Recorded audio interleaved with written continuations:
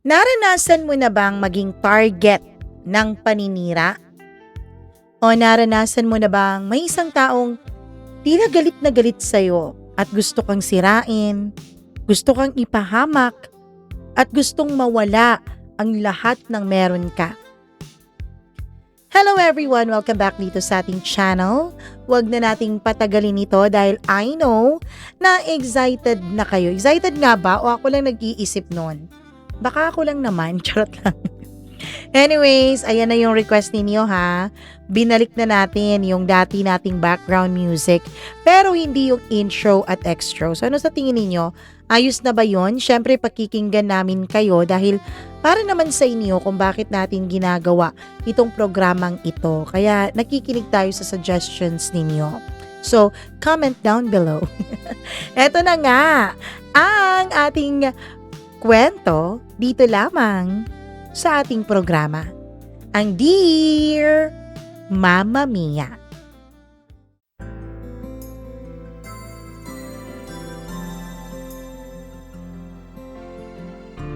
Sa mundo, hindi raw maiwasan na magkaroon tayo ng konting inggit para sa ibang tao. Hindi maiwasan na may mga tao na gusto nating angkinin ng kanilang buhay. Pero paano kung ikaw ang taong tinatarget ng iba? Paano kung ikaw ang taong gustong saktan ng iba? Papayag ka na lang ba? Dear Mamma Mia, ako po si Althea. Kung titingnan mo ako sa labas, ay simpleng babae lang ako.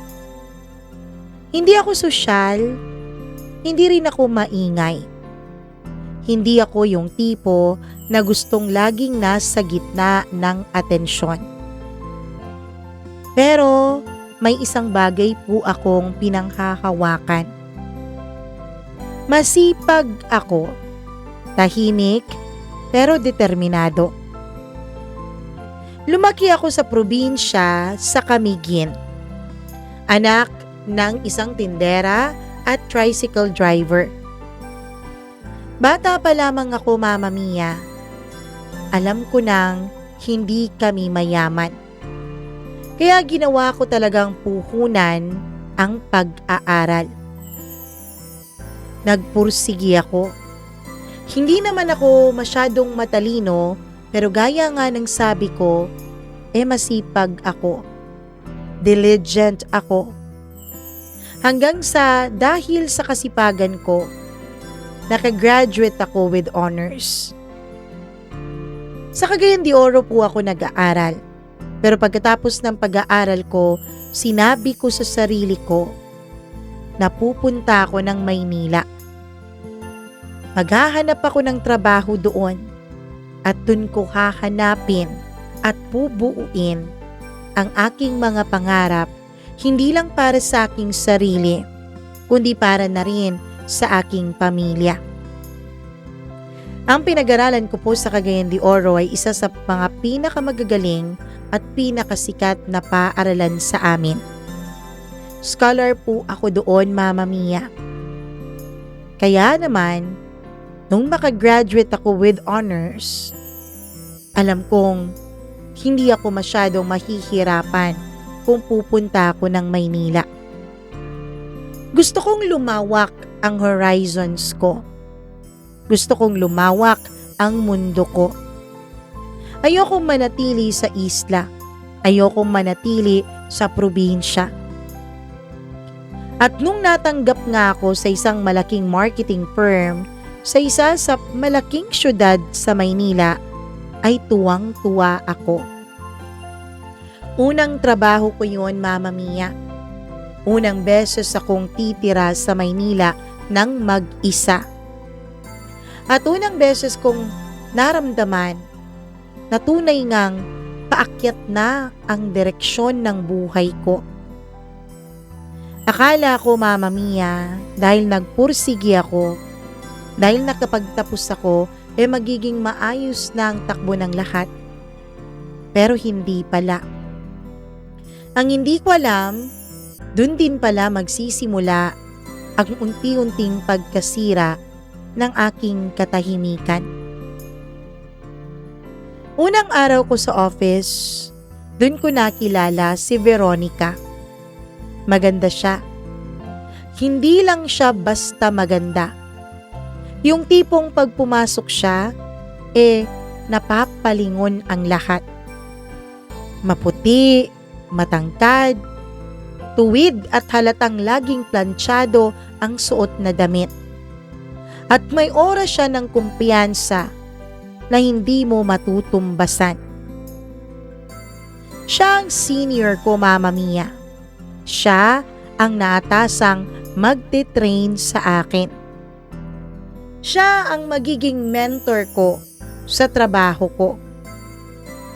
At ang unang tingin ko sa kanya, Mama Mia, paghanga agad ang naramdaman ko. Hangang-hanga ako sa kanya. Ang hindi ko alam, sa unang tingin niya sa akin, napupuutan na pala niya ako. Hi, I'm Veronica. Ako mag-handle sa training mo. Ngumiti siya. Ngumiti rin ako. Ewan ko, may kakaiba akong naramdaman. Parang may lamig sa kanyang tono. Akala ko guni-guni ko lang. Akala ko dala lang yun ng takot ko dahil probinsyana ako. Unang linggo, maayos naman siyang nagturo sa akin. Pero may mga maliliit na bagay akong napapansin. Pag pinupuri ako ng manager namin, ay tumatahimik siya. Pag may suggestion ako sa meeting, bigla niyang kinokontra. Pag may mali ako, kahit maliit, ginagawa niyang malaki sa harap ng iba. Pero kapag kaming dalawa lang, ang bait-bait niya ulit. Kaya nalito ako, Mama Mia. Hanggang sa narinig ko ang unang bulong. Isang office mate ang nagsabi sa akin, "Hoy, eto, ano lang naman to ha, warning ko lang sa'yo, Althea. Mag-iingat ka dyan kay Veronica. Ayaw na ayaw niyang nauungusan siya." Natawa pa ako noon kasi sa isip ko, bago lang naman ako. Bakit naman ako kaiinggitan? At bakit naman nila maiisipang mauungusan ko siya? Hindi ko alam, Mama Mia, na may nangyayari na pala sa likod ko. May malaking campaign project kami noon, isang national client. Binigyan ako ng chance na mag-pitch at mag-present ng concept. Kinabahan ako pero syempre ginawa ko ang lahat ng best ko. Ilang gabi akong walang tulog, ilang revisions din ang ginawa ko. Hanggang sa araw na ng presentation. Tahimik ang boardroom habang nag-e-explain ako, Mama Mia. Pagkatapos kong mag-present, nagsalita ang director. "This is fresh, very strategic. Good work, Althea." Parang may fireworks noon sa dibdib ko. First time kong mapuri ng ganun kalaki. Pero paglingon ko kay Veronica, hindi siya pumalakpak. Lahat ay pumapalakpak maliban sa kanya. Nakangiti lang siya. Pero yung kanyang mga mata ay matalim. Kinagabihan, may email blast sa buong department. Revised concept daw ng campaign. Pagbukas ko ng file, nanlamig ako. Concept ko yun. Pero ang nakalagay na lead strategist ay ang pangalan ni Veronica. Akala ko simpleng pagkakamali lang. Lumapit ako sa kanya kinabukasan. Mahina ang boses ko. "Veronica, bakit naman po ganon? Concept ko yun, 'di ba?" Ngumiti siya. Yung ngiti na hindi mo masasabing galit. Pero hindi rin naman ngiting mabait.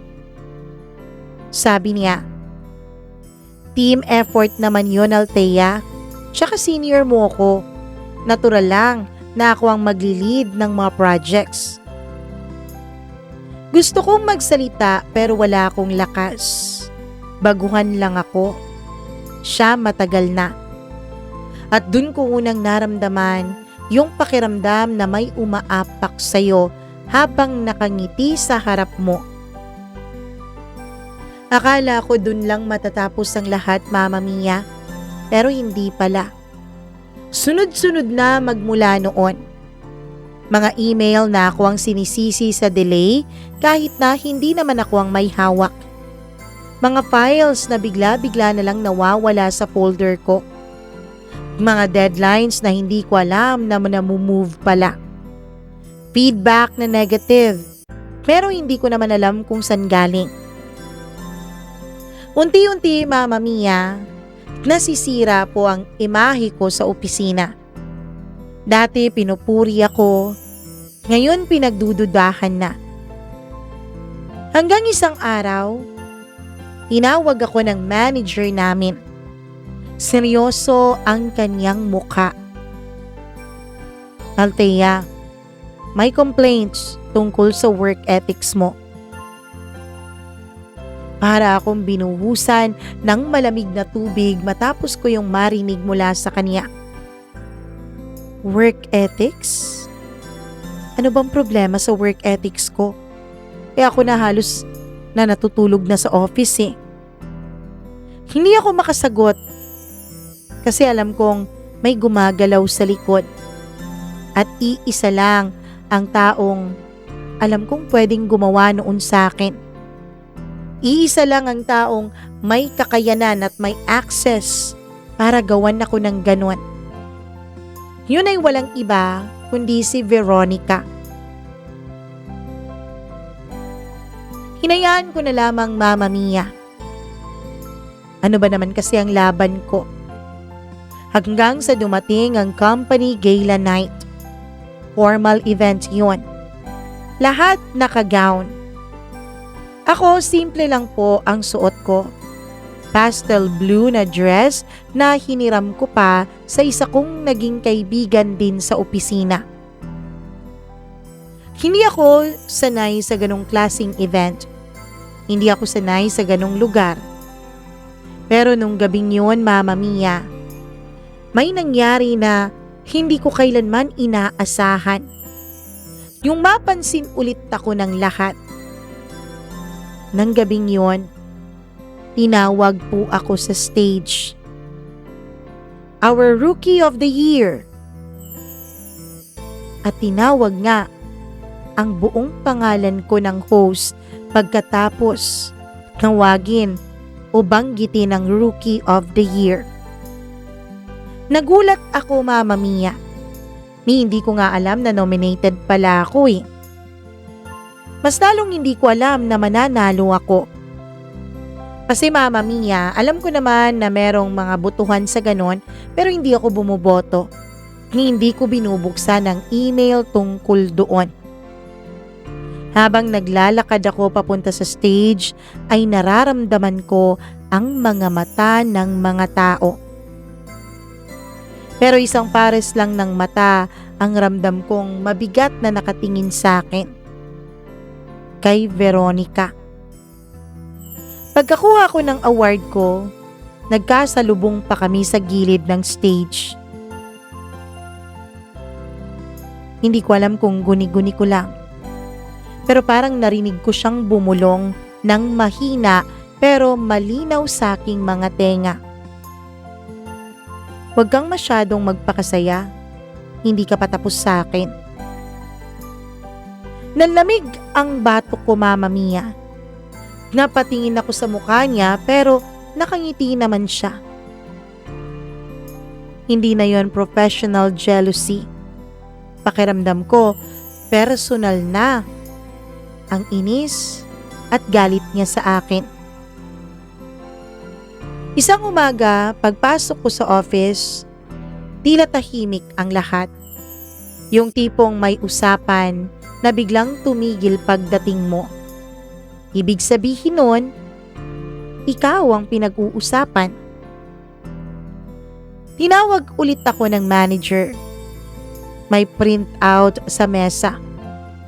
Screenshot ng isang conversation na account ko raw, Mama Mia.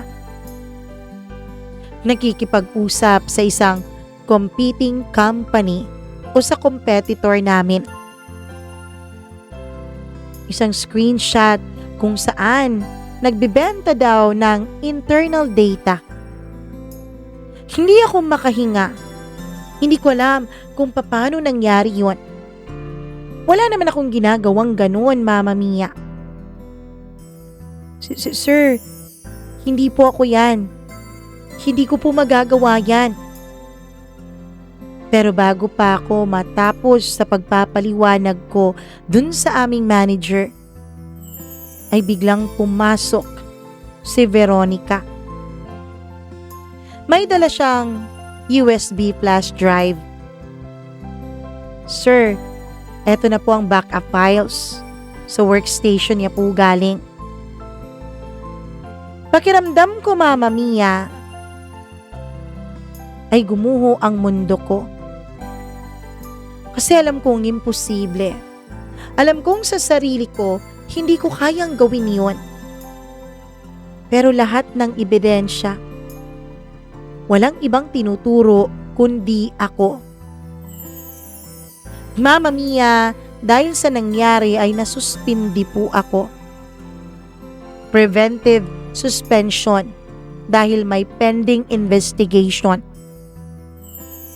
Sa loob ng 1 linggo lang, nawala lahat ng mga pinaghirapan ko. Yung pagpupuyat ko, yung halos hindi ko na pag-uwi sa tinitirhan ko.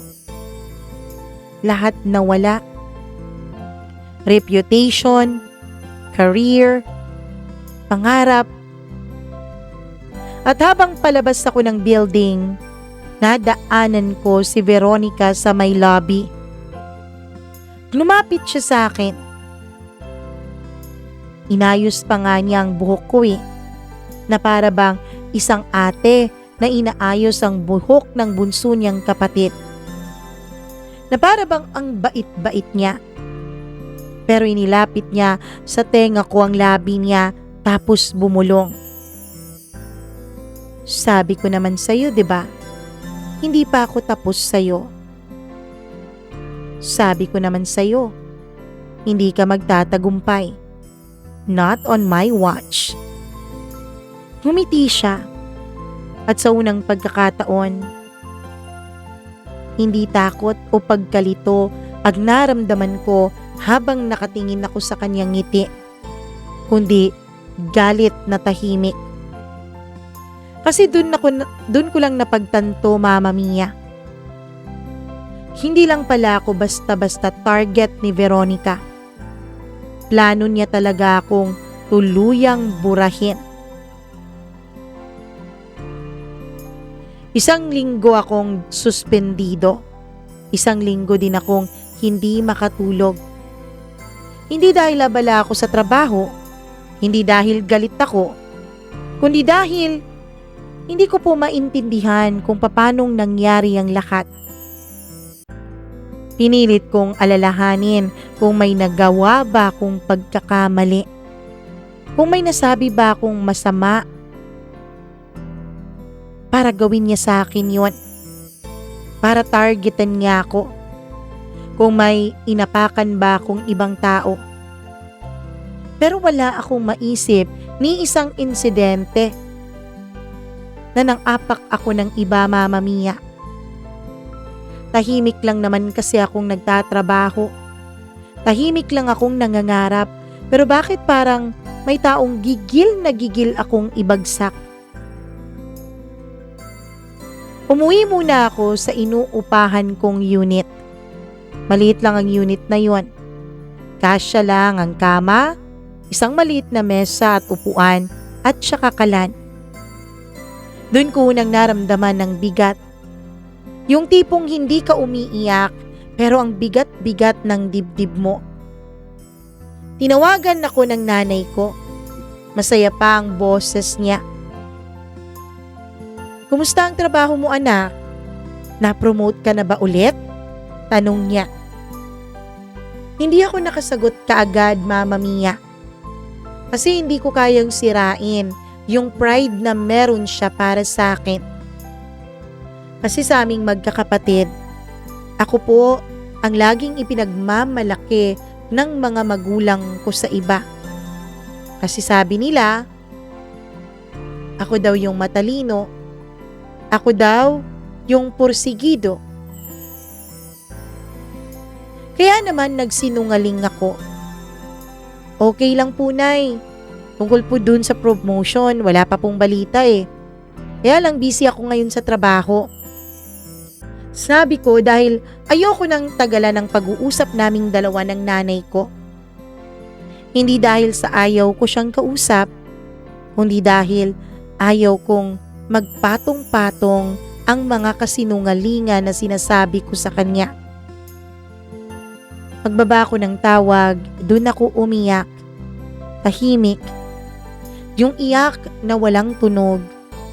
Pero parang pumuputok at sumasabog ang dibdib mo sa sobrang bigat. Ikatlong araw ng suspension ko, Mama Mia, ay may nag-message sa akin sa aking LinkedIn. Binubuksan ko kasi lagi yun. Isang dating empleyado sa company namin ang nagmensahe sa akin. Naabutan ko naman siya nung pumasok ako sa kumpanya, Mama Mia. Kaya lang, palis na rin siya nung makapasok ako. Nagre-render na lang siya ng ilang days dahil magte-turnover na lang siya. Kaya hindi kami naging close. Una, walang pagkakataon kasi nga, papasok pa lang ako, inaalam ko pa ang pasikot-sikot ng kumpanya samantalang siya ay palis na at busy na sa panibagong buhay na tatahakin niya. Kaya nagulat ako kung bakit siya nag-message sa akin. "Ikaw na ba yung bagong target ngayon ni Veronica?" Nanlamig ang kamay ko. Sumagot agad ako sa kanyang tanong. Anong ibig mong sabihin?" Mama Mia, ina-anticipate ko ang kanyang sagot. Yun na yata ang pinakamatagal na ilang minuto ng buhay ko. Nag-reply siya sa akin after ilang minutes. Mahaba ang kanyang reply. Detalyado. At bawat linya na binabasa ko dun sa reply niya ay parang may kutsilyong tumutusok sa sikmura ko. Sabi niya sa akin, Mama Mia, hindi daw ako yung unang nakaranas noon. Hindi daw ako yung unang naging target. May 3 na raw bago sa akin. Tulad ko, newbie din, pero magagaling. Puro napapansin ng management kahit bago pa lang. At lahat daw sila. Isa-isa raw silang nasira sa mata ng management at sa mata ng mga kasamahan namin. Yung iba, sinira sa klase ng pagtatrabaho. Yung iba naman, sinira sa work ethics. Pati nga mga personal na relasyon ay nasira din dahil doon. Pare-pareho ng pattern. Ninanakaw ang ideas. Sinisiraan sa leadership. Ginagawan ng mga peking ebidensya. Pinapalabas na hindi loyal, na hindi dedicated sa trabaho. Hanggang sa mapilitang mag-resign o di kaya naman ay matanggal talaga ng tuluyan. Bakit walang nagsumbong? Tanong ko. Sinong maniniwala sa isang baguhan laban sa senior na paborito ng mga directors? Natahimik ako, Mama Mia. Kasi alam kong totoo eh. Alam kong paborito nga siya. Siguro dahil bukod sa madaldal at bukod sa maganda, sip-sip din talaga itong si Veronica. Dahil dun, Mama Mia, ay nagkita kami ng empleyadong iyon sa cafe. Kasi wala rin naman akong ibang mapag-aabalahan. Dun niya ay kwento sa akin ng mas malalim at mas detalyado ang lahat. Hindi lang pala basta-basta inggit si Veronica, kundi takot din siya. Takot siyang malamangan, takot siyang mapalitan, takot siyang mawala sa spotlight. Ang sabi pa raw, ang usap-usapan, lumaki raw si Veronica na laging ikinukumpara sa atin niyang mas magaling. Kahit maganda siya, hindi siya yung pride ng pamilya nila. Kaya pagdating sa trabaho, ginawa niya itong parang battlefield. At kaming mga bagong umaangat, kami ang tinuturing niyang mga kalaban. Pero Mama Mia, ang pinaka kinilabutan ako sa mga sinabi nung dati kong katrabaho ay nung lumingon-lingon siya sa paligid pagkatapos ay lumapit sa akin at bumulong. Hindi lang career ang sinisira ni Veronica, pati buhay. Sabi niya may isa raw na na-depress, may isa din na nag-abroad bigla, at may isa na tuluyan ng umalis sa industriya at nagbago ng industriyang pinapasukan. Mama Mia, sabi pa niya, kapag tapos na raw si Veronica sa'yo, hindi lang daw trabaho ang mawawala, kundi pangarap, kumpiyansa, at kung minsan, pati rin ang iyong sarili. Doon ako unang nakaramdam ng totoong takot. Naiisip ko, meron ba talagang ganitong uri ng tao? Hanggang saan niya ako kayang sirain? Natapos ang investigation, pinabalik ako ng kumpanya. Pero hindi dahil napatunayang inosente ako, kundi dahil kulang ang ebidensyang nakalap nila para tuluyan akong tanggalin sa trabaho. Ibig sabihin, Mama Mia, dahil nga hindi napatunayan ang aking pagiging inosente, may mantsa na po ang pangalan ko. Pagpasok ko ng office, ramdam ko kagad ang pagbabago. Yung mga dating nakangiting bumabati sa akin ng good morning, ngayon ay tahimik na. Yung mga dating nagyayaya sa aking sumama sa kanilang mag-lunch, ngayon ay tila naiilang na. Para akong may sakit na nakakahawa. Pagdating ko sa workstation ko, may isang sticky note na nakadikit sa monitor ko. Isang salita lang, careful. Walang pangalan, pero alam ko kung kanino iyon galing. Paglingon ko, nasa kabilang cubicle si Veronica.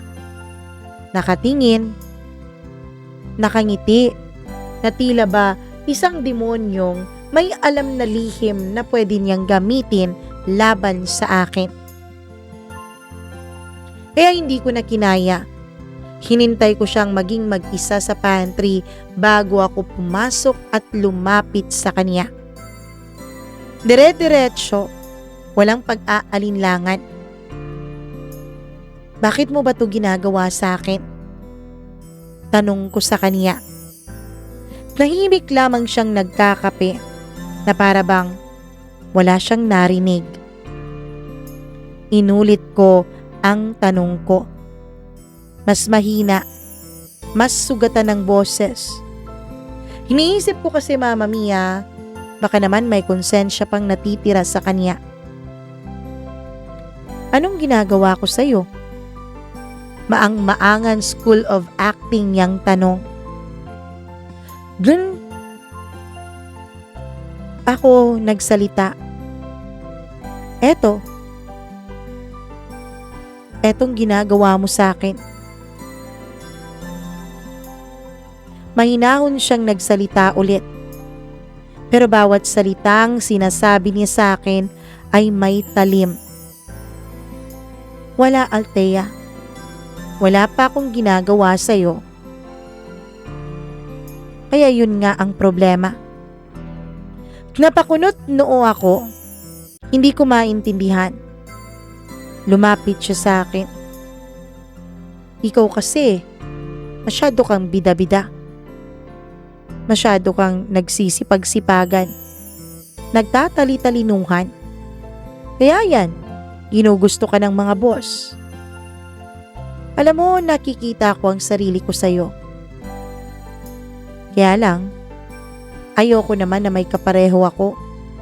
Gusto ko, nag-iisa lang ako. Unique ba? Rare. Humigop siya ng kape tapos ngumiti. At bukod sa pagiging mag-isa, lalong ayaw ko na napapalitan ako.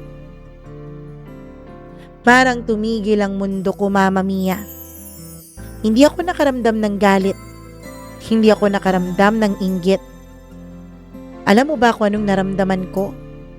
Lamig. Disappointment.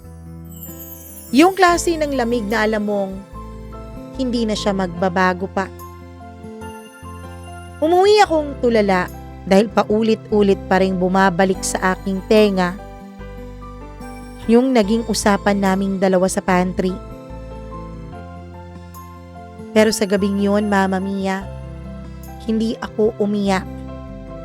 Sa unang pagkakataon, hindi natakot ang nararamdaman ko, kundi linaw. Kasi naiintindihan ko na hindi ko kasalanan to. Hindi ako mahina at lalong hindi ako nagkulang. May tao lang talagang piniling sirain ako para manatili lang siya na nasa itaas. May tao lang talaga na kung hahayaan ko, hindi lang karera o trabaho ko ang masisira niya, kundi siguro maging ang aking wisyo. Kaya Mama Mia, dun ako nagdesisyon. Hindi ako lalaban ng madumi. Pero, hindi rin ako magiging katulad ng iba na basta-basta na lang nagpapatalo at nagpapalamon. Mag-iipon ako ng ebidensya. Tahimik kong gagawin yon. Magiging maingat ako. Habang siya, akala niya, ako pa rin ang target niya. Pag hindi niya alam, sa pagkakataong ito, pareho na kaming dalawa. Tina-target ang isa't isa. Habang inaakala ni Veronica na wasak na ako, ang hindi niya alam, Mama Mia, may hawak na akong mga access logs, email trails, file histories, at isang nakakagimbal na recording. Isang nakakawindang na recording na kayang magpabagsak sa kanya. Pero ang isang tanong na lang na pumapasok noon sa isipan ko ay kung kapag dumating ba ang tsansa at ang oras, kaya ko ba siyang wasakin? At kapag nangyari yon, magiging katulad na ba niya ako? O pipiliin ko ang ibang klase ng hustisya?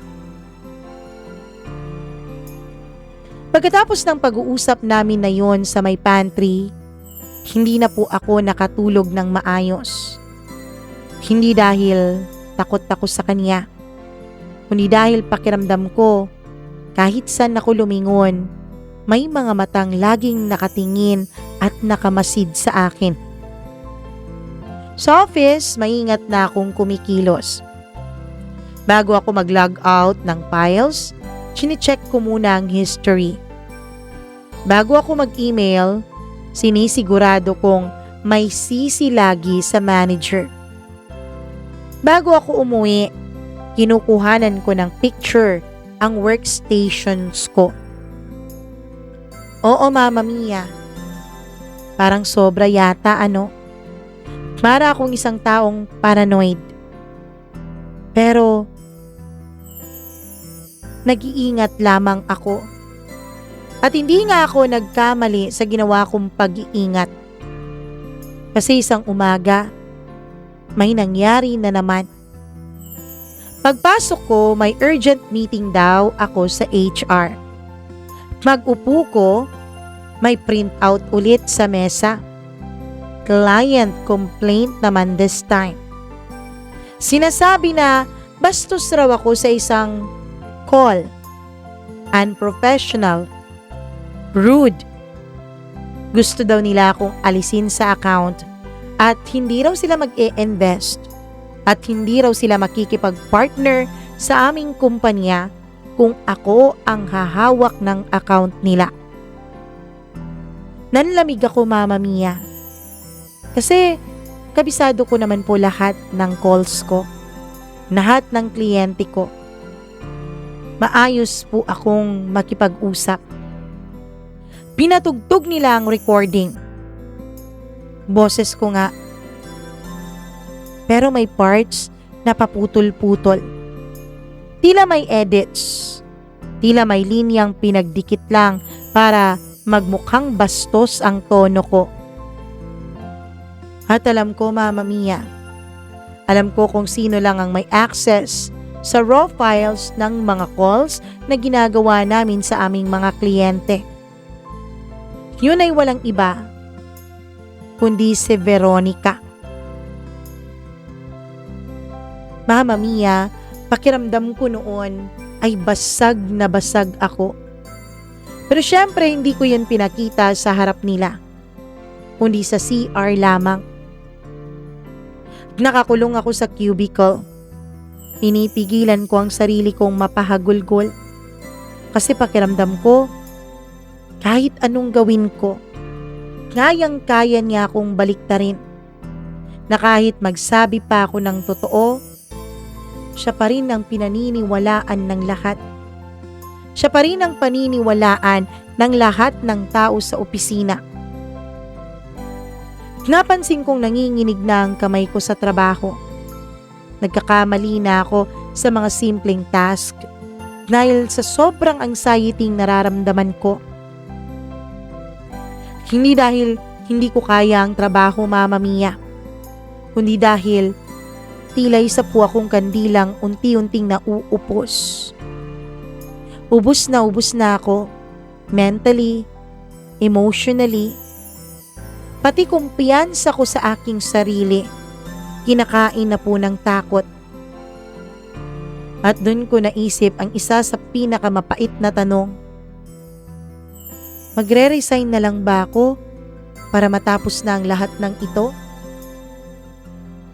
Kasi yun naman ang gusto niyang mangyari para tigilan na niya ako. Alam ko, Mama Mia, ang gusto niya, kusa akong aalis para hindi na ako kailangan pang tanggalin ng direkta ng HR. Gusto niyang sumuko na lang akong mag-isa.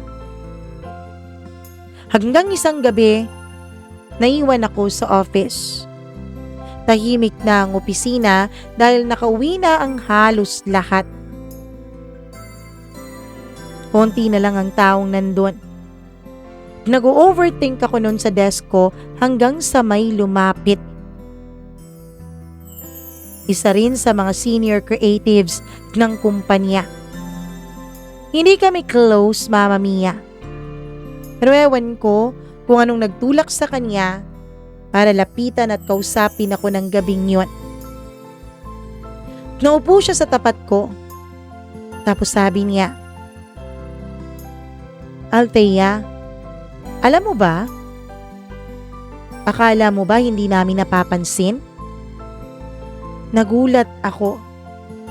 Po? Huminga siya ng malalim na tila ba inihahanda ang kanyang sarili sa bombang kanyang papasabugin sa akin. Matagal na naming alam yung mga galawang ganyan ni Veronica. Kaso natatakot lang magsalita yung ibang mga biktima. Hindi naman pwedeng kami ang mag-complain dahil hindi naman kami ang binibiktima niya. Nanikip ang dibdib ko, Mama Mia.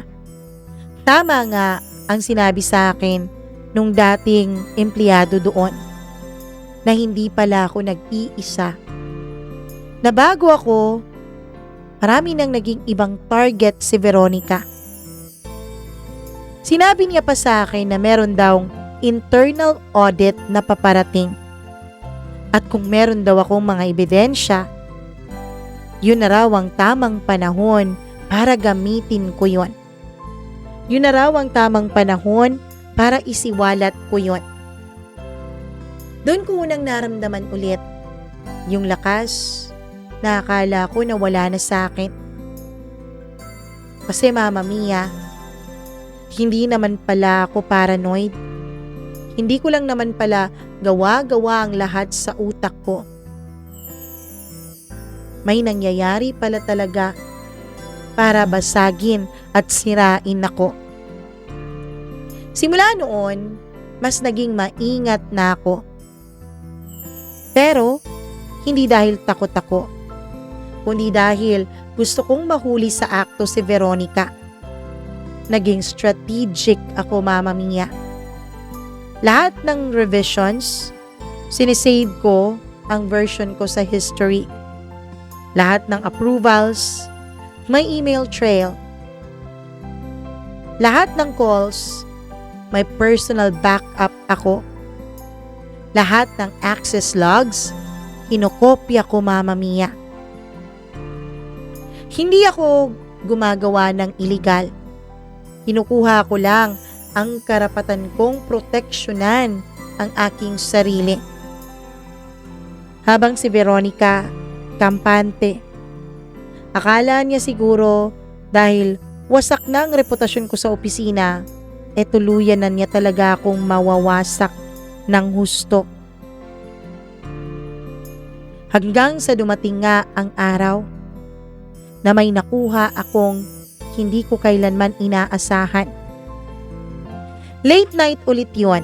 Nasa workstation niya ako. Authorized ako dahil project shared iyon. May hinahanap akong file, Mama Mia. Nakita ko ang isang folder na may pangalang Archive-V Targets. Kinabahan ako. Binuksan ko yon. At nagulat ako sa laman noon, Mama Mia. Mga profiles, screenshots, mga notes, at mga pangalan ng mga naging target niyang nauna sa akin. May comments pa siya. Threat-creative. Close to director. Needs removal. At may isang subfolder na pangalan ko ang nakalagay. Nanginginig ang kamay ko habang binubuksan ko ang folder na yon, Mama Mia. Nandun lahat. Screenshots ng chats ko na kinuhanan niya mula sa shared system ng aming servers. Drafts emails ko. Call snippets at isang document, Mama Mia, na pinamagatan niyang termination build-up. Compilation ng lahat ng peke at baluktot ng ebidensya na ginamit niya laban sa akin. Doon ko na-realize, hindi lang niya ako gustong basta-basta pahirapan. Plano niya akong tuluyang sirain professionally. Pero may mas mabigat pa akong nadiskubre, Mama Mia. Sa ibang folder, meron pong nakalagay na hidden folder. Akala niya yata hindi ako marunong na maghanap ng mga hidden files at hidden folder sa isang computer. Hanggang sa may isa akong hidden folder na nakita. Hidden folder na may nakalagay na mga financial spreadsheets. Meron ding mga screenshots o mga scanned copy ng deposit slips o transfers. Meron ding client kickbacks, Mama Mia. Doon ko naisip, hindi lang basta-basta naninira ng buhay ng may buhay si Veronica. Involved din siya sa malaking korupsyon sa kumpanya. Mama Mia, sa unang pagkakataon, nanumbalik ang takot ko. Hindi ko alam kung anong kayang gawin ni Veronica. Parang kriminal na siya kung kumilos.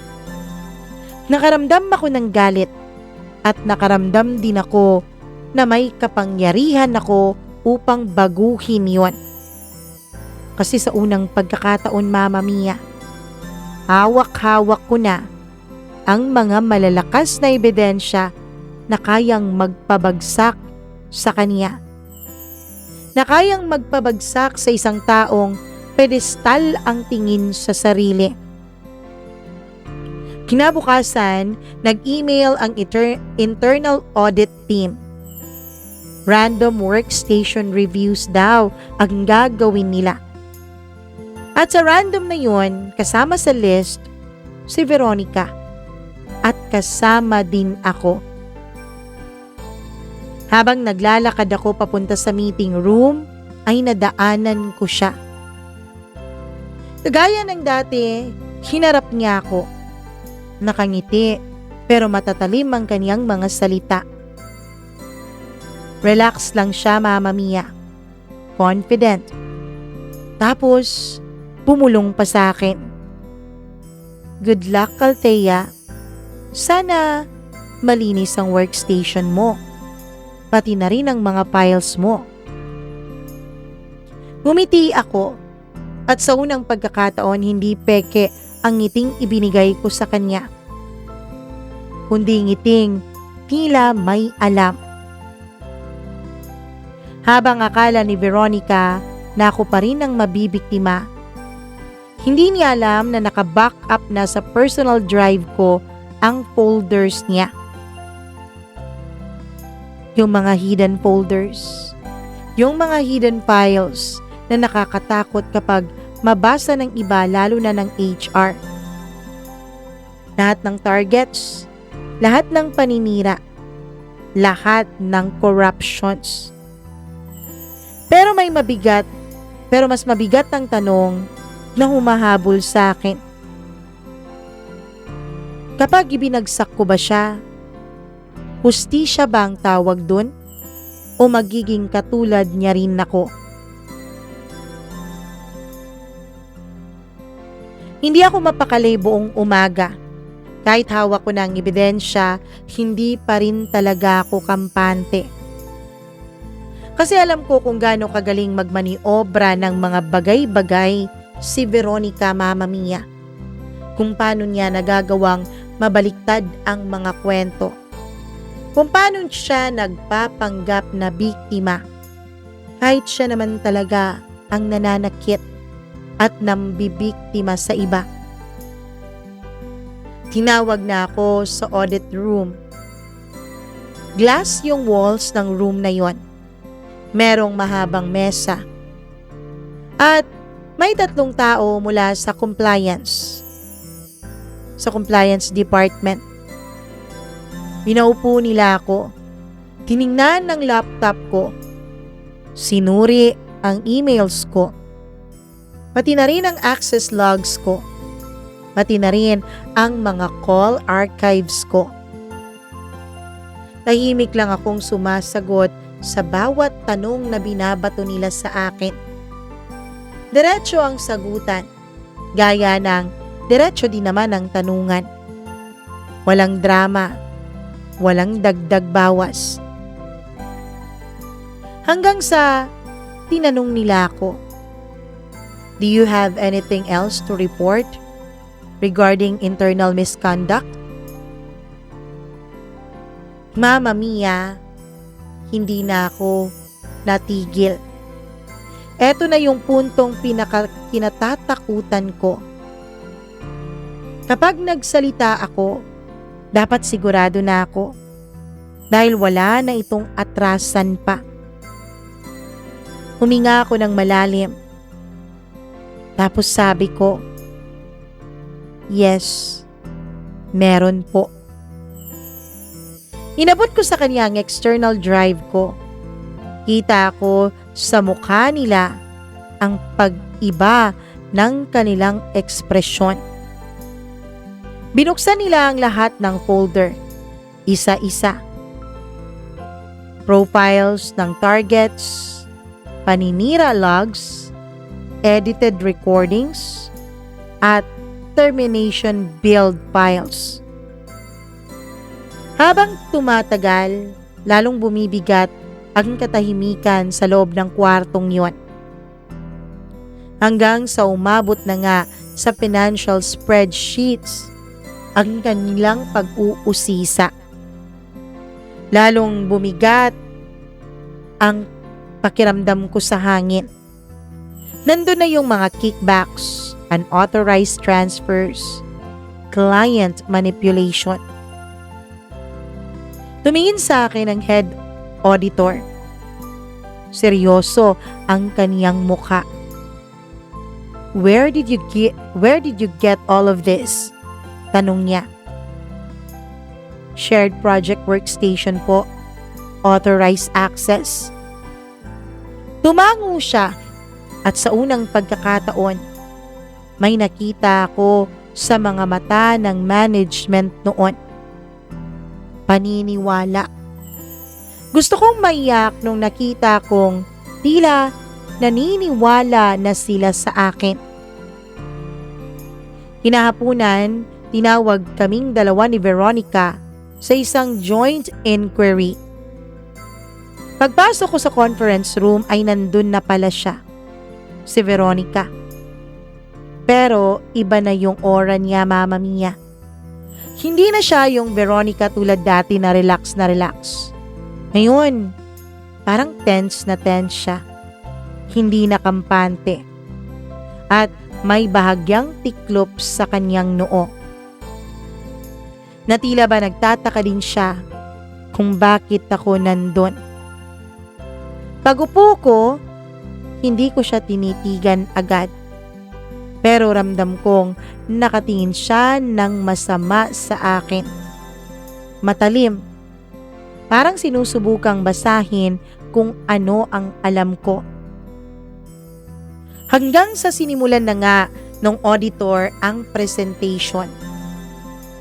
Mga slides, evidence trails, mga file origins, mga timeline ng ginawa niyang paninira.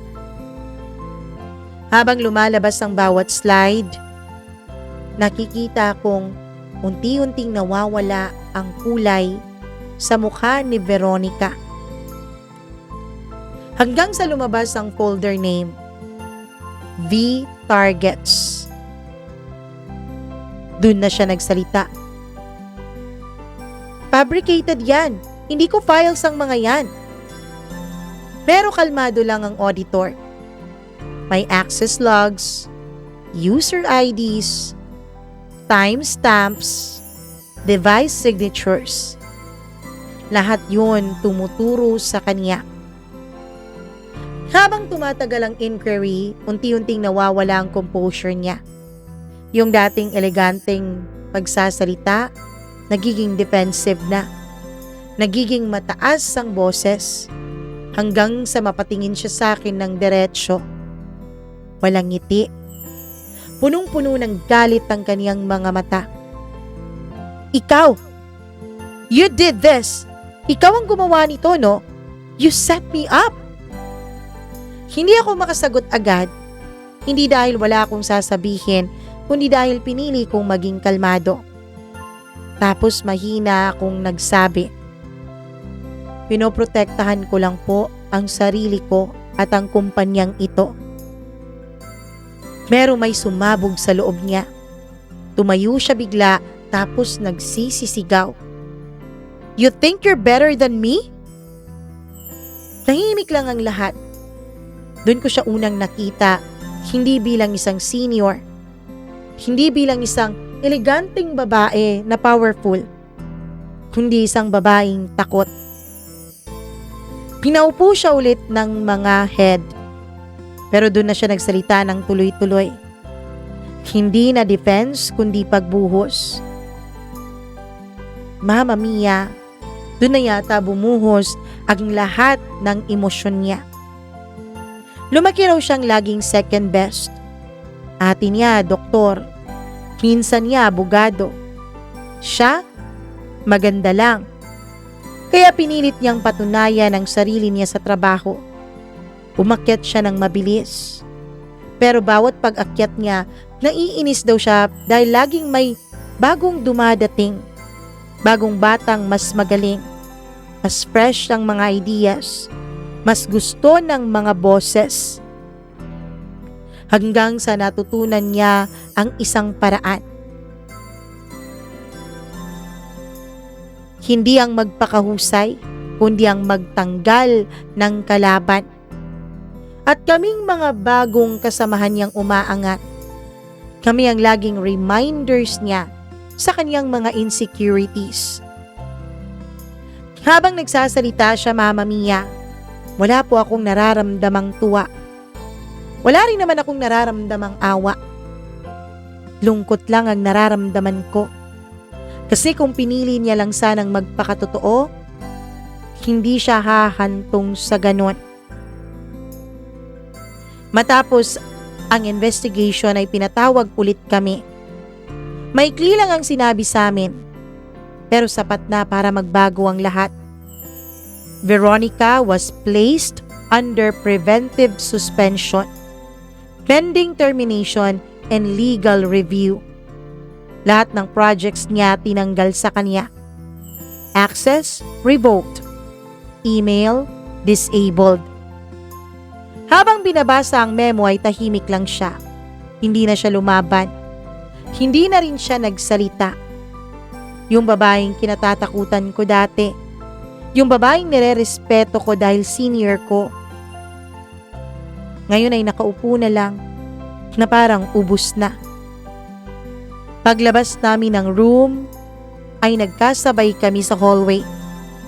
Huling beses kaming nagkatabi. Hindi ko alam kung anong mararamdaman ko. Pero siya ang unang nagsalita. Mahina. Pagod. O ano ngayon? Masaya ka na ba, Althea? Hindi ako sumagot agad. Kasi ang totoo, Mama Mia, wala akong maramdamang saya. Wala rin akong maramdamang redemption. Ang meron lang, pagod. Mama Mia, akala ko matatapos na ang lahat.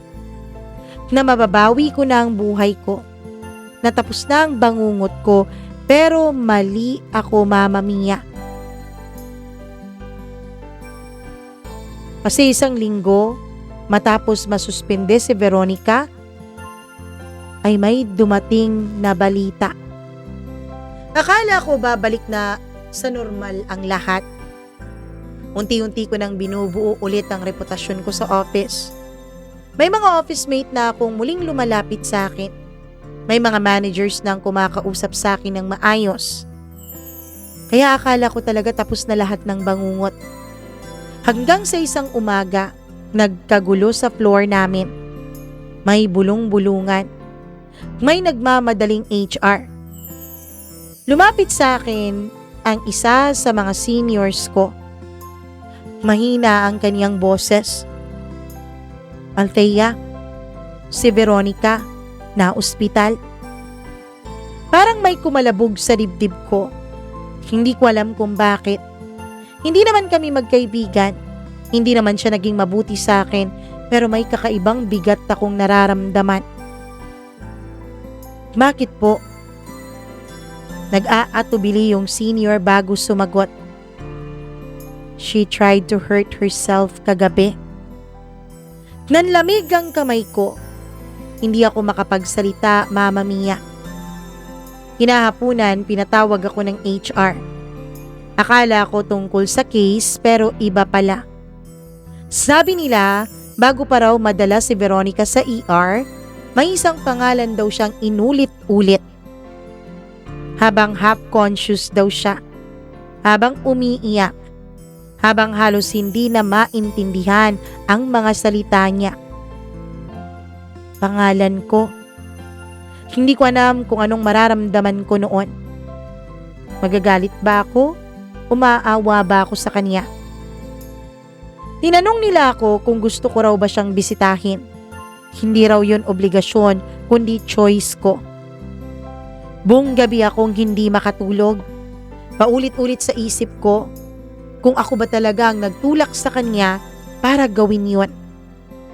Alam kong hindi ako ang nagsimula ng laban, pero ako ang huling nagpabagsak sa kanya. Ako ang naging dahilan kung bakit nawala ang lahat sa kanya. 3 araw bago ako nagdesisyong pumunta sa ospital.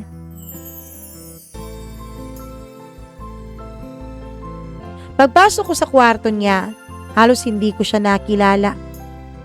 Ang laki ng ibinagsak ng kanyang katawan. Maputla. Walang make-up, walang tikas. Yung dating babaeng kinatatakutan ko, ngayon mukhang basag na. Naramdaman niya yatang may pumasok kaya dahan-dahan siyang dumilat. Pagkakita niya sa akin, nanlaki ang mga mata niya. Hindi ko nakitaan ng galit ang kanyang mga mata. Hindi rin gulat. Kundi parang hiya ang nakita ko doon. Tahimik muna kami ng ilang segundo. Ako ang naunang magsalita. Bakit pangalan ko ang binabanggit mo? Mahina ang boses ko. Hindi ako galit. Ang gusto ko lang noon ay maintindihan siya. Napaluha siya, Mama Mia. Hindi yung luhang histerikal. Tahimik lang ang kanyang pag-iyak. Kasi ikaw yung huli kong naisip bago ako mawalan ng lakas. Hindi ko alam kung paano mag-react, kaya hinayaan ko siyang magsalita. Sabi niya, Mama Mia, hindi raw talaga siya galit sa akin. Inggit, oo. Takot, oo. Takot dahil nakikita daw niyang mapapalitan ko siya. Kasi ikaw yung naging patunay na kahit anong gawin kong paninira, meron talagang taong hindi ko kayang basagin. Sabi pa niya. Doon niya inamin ang bagay na nagpatigil ng hininga ko. Hindi lang daw inggit ang nararamdaman niya sa akin. Obsessed din siya. Minamasdan niya raw ako sa mga meetings, sa presentation, sa paraan kong makipag-usap na alam niyang buwan o araw lang ang bibilangin mapapansin na ng mga boss namin. Kaya inisip niya raw na sirain ako. Ikaw yung version ko. Yung version ko kung saan hindi ako nasira ng mga insecurities ko.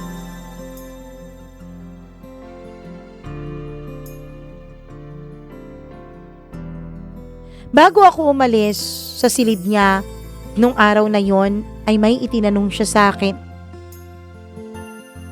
Kung hindi kita sinira, Althea, magiging kaibigan mo kaya ako? Hindi ako nakasagot agad kasi sa totoo lang, oo. Pareho kaming babae na punong-puno ng pressure sa magkaibang dahilan. Pareho kaming lumalaban para patunayan ang aming mga sarili. Kaya lang, magkaiba lang kami ng piniling paraan. Sayang, no? Pinili kong maging kalaban mo, imbis na maging kakampi. Sabi niya at ngumiti. Sabi ko na lang magpagaling na siya. At doon ay tumalikod na ako. Mama Mia, napatunayan ngang guilty si Veronica, kaya na-terminate siya sa trabaho. Ang uling balita ko ay dinala siya ng kaniyang mga magulang sa probinsya. Hindi ko alam kung saan. Pagkatapos ng termination niya, inoffer sa akin ang posisyon niya sa kumpanya. Pero nagdalawang isip ako kung tatanggapin ko ba yun. Sa huli ay hindi ko tinanggap. Sa huli, Mama Mia, ay hand in din ako ng resignation ko. Kasi inisip ko, hindi to para sa akin eh. At hindi ako magiging masaya sa isang environment na puno na ng mga masasamang alaala. Lumipat ako ng trabaho at nandito pa rin ako ngayon sa bago kong pinagtatrabahuan sa loob ng 3 taon. Mama Mia, isinare ko lang itong aking kwento dahil gusto kong may matutunan ng mga tagapakinig ninyo. Walang magandang patutunguhan ang inggit. Normal sa atin na mainggit sa iba. Pero sana, wag nating pairalin ang inggit para wag tayong makasira ng iba. At wag din nating masira ang ating mga sarili.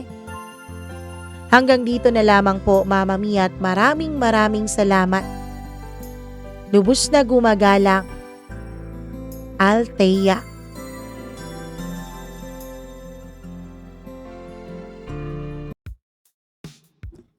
Grabe ang kwento ni Althea, grabe naman.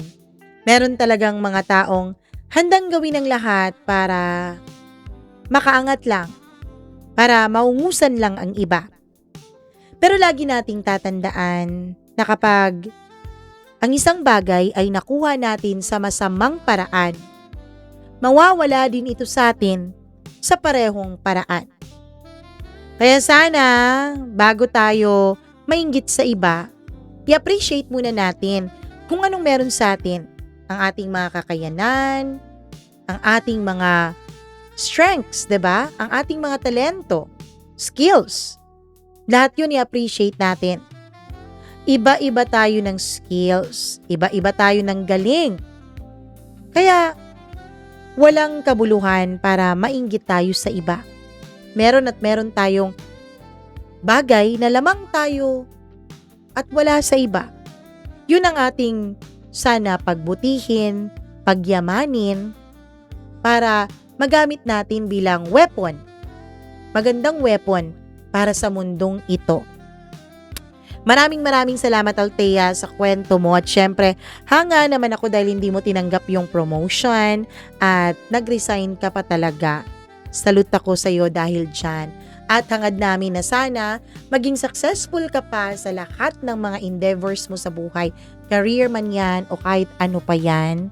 Believe kami sa inyo. Sa inyong mga taong kahit na binubuli, kahit na tina-target, tumatayo, 'di ba?